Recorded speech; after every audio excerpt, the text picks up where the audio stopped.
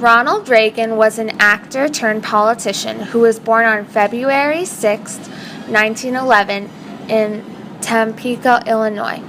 He made his first step towards politics after the communist scare in the Hollywood film industry. Through this, his original liberal ideas were soon changed to conservative. In 1966, he was elected as the governor of California and re-elected in 1970. He won the Republican presidential nomination in the election of 1980 with his running mate George Bush. He served 2 terms in office from 1981 to 1989 and took office on January 20th, 1981, only 69 days after an attempted assassination. Domestically, Reagan really tried to help the economy of the United States after he took office. His domestic policy was known as Reaganomics. Reaganomics had 3 parts to it: budget cuts, tax cuts, and increase in defense spending.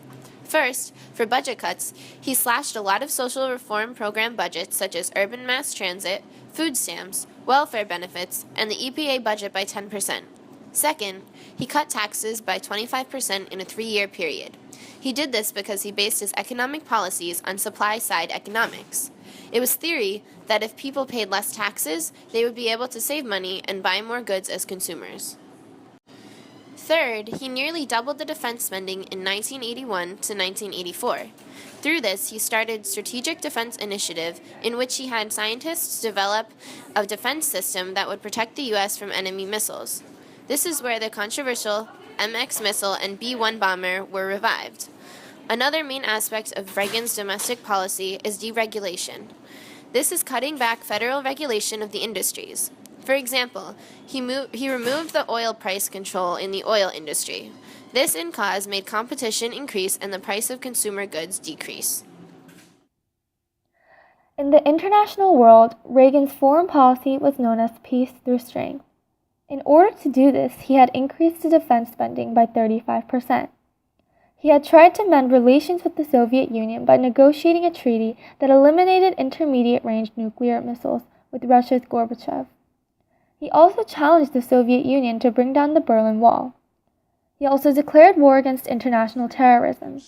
One example of this is when he sent in American bombers against Libya after there was evidence that Libya had been involved in an attack against America at a West Berlin nightclub. Another important foreign policy that Reagan carried out was the Reagan Doctrine. This essentially gave support to anti-communist countries in Central America, Asia, and Africa. One example of this was in Grenada, where he sent in U.S. troops to lead a multinational army against a Marxist leader there. The communists were later ousted. Overall, Reagan was able to maintain very good relations internationally, especially with neighboring countries of Mexico and Canada, which he made various trips to. He also had great relations with Great Britain, where Queen Elizabeth II had invited him to go horseback riding at Windsor Castle. Lastly, he was addressed in the Iran-Contra scandal. In 1985, Iran and Iraq were at war, and Iran secretly requested to buy weapons from the United States. Iran had 7 American hostages at that time, and because of this, Reagan felt it was his duty to bring them home. This is how he was able to justify the transaction with terrorists, which went against his campaign promise. This became known as the Arms for Hostage proposal, which divided his administration. Reagan came out and said that the operation had never occurred. However, later, he took the statement back. This is the first instance where his Alzheimer's began to show through. An investigation carried out for 8 years, but they could not directly link Reagan to the affair. One of Reagan's main legacies is the appointment of Sandra Day O'Connor to the Supreme Court. She is the first woman to be appointed as a Supreme Court justice. This helped change society's view on women. Another achievement of Reagan's was that he had challenged the Soviet Union to bring down the Berlin Wall. Later that year, in 1969, the Berlin Wall came down. Also, Reagan was the first president to address the issue of HIV and AIDS, the war on drugs.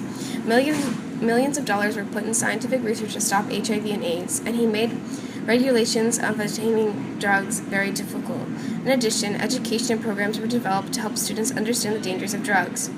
He He created a minimal sentence for people facing drug charges, allowing for more than 2 million people to be put in jail.